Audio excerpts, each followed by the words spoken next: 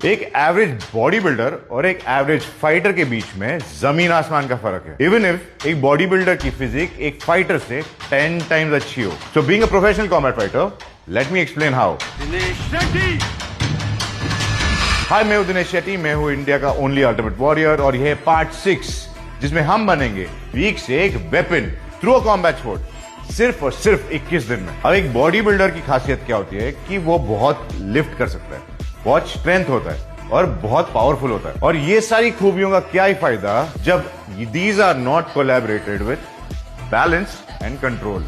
अब एक फाइटर हमेशा अपनी बैलेंस की ट्रेनिंग करता ही है नेचुरली, क्योंकि हर fighter move so much that he knows कि कोई भी गलत मूव से he can slip and fall. So he is very conscious about his balance और उसकी ट्रेनिंग वो अपने कोर को स्ट्रेंथन करके करता है और वो हमेशा मेक श्योर करता है कि he is always on his toes.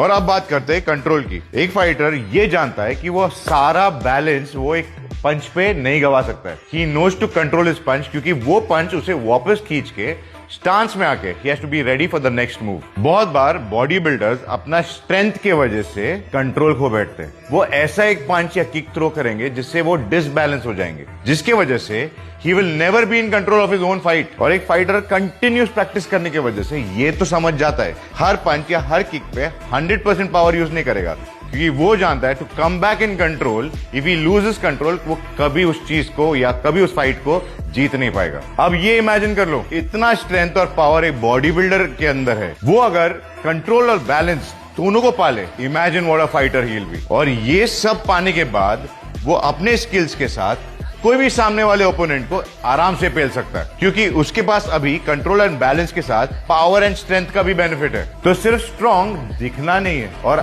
Week से एक वेपन अगर आपको बनना है सिर्फ 21 दिन में, तो भाई को फॉलो करो।